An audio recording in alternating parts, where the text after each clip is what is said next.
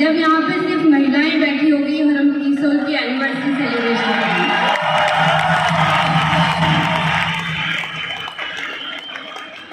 तो जैसा कि मैंने आप सबसे वादा किया था, जो सिस्टम चलता आ रहा है,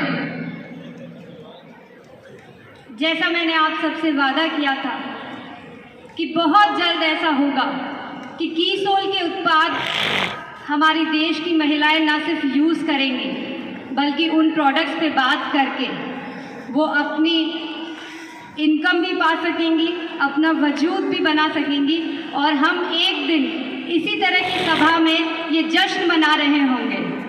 तो आज मुझे आप सबको बताते हुए बहुत खुशी महसूस हो रही है कि हमने आज कीसोल के प्रोडक्ट्स को और कीसोल की ताकत को इतना स्ट्रॉन्ग कर लिया है कि आज देश भर में कीसोल की चर्चा हो रही है, कीसोल के प्रोडक्ट्स की डिमांड बढ़ रही है और कीसोल के साथ कई सारी महिलाओं ने जुड़ के अपनी आर्थिक स्थिति को बहुत बेहतर कर लिया है।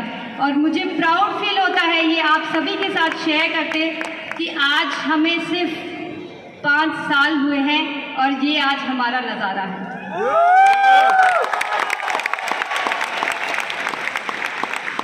मैं आप सबसे हमेशा ये कहती थी कि हमें वुमेन एम्पावरमेंट यानी कि महिला सशक्तिकरण पे काम करना चाहिए, है ना।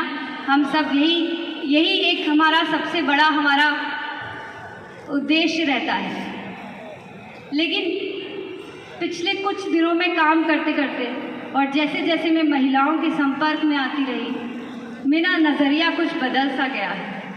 और मैं आज चाहूँगी कि आप सब भी मेरे इस नज़रिए को सुने और आज इस ऑडिटोरियम में बाहर जाते वक्त एक नए नज़रिए के साथ जाएं। सुनना चाहेंगे?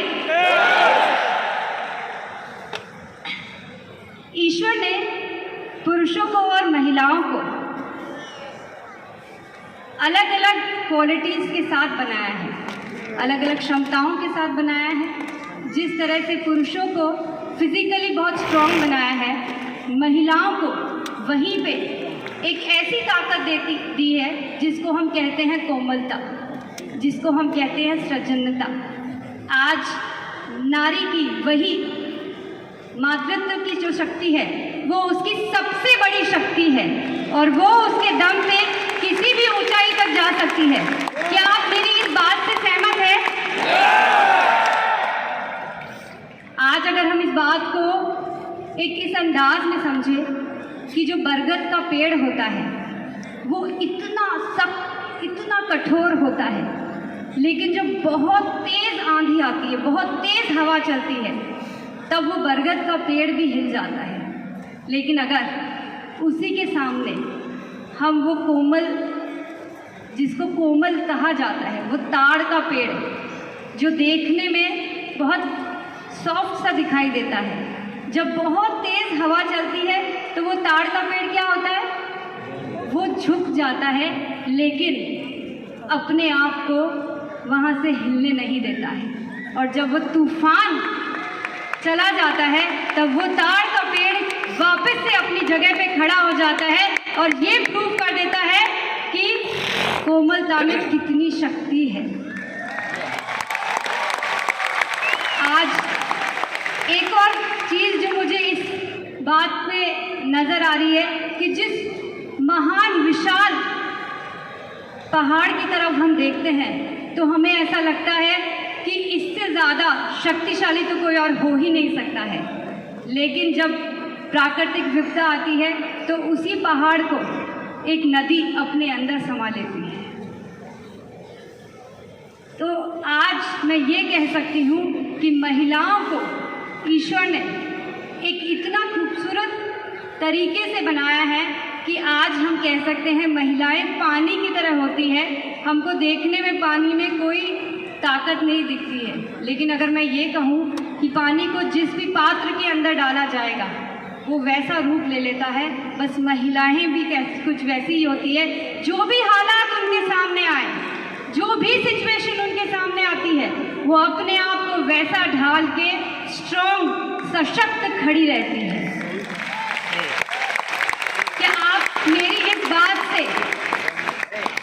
वाकिफ रखते हैं।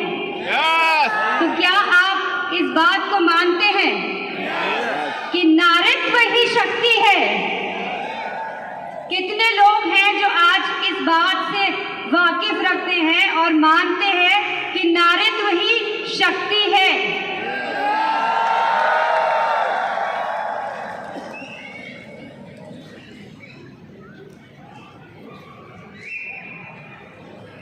देखिए, ये स्लाइड भी आगे नहीं बढ़ना चाह रही है, क्योंकि ये भी आप लोगों के दिलों तक, अंतर आत्मा तक ये बात पहुंचाना चाहती है कि नारीत्व ही शक्ति है।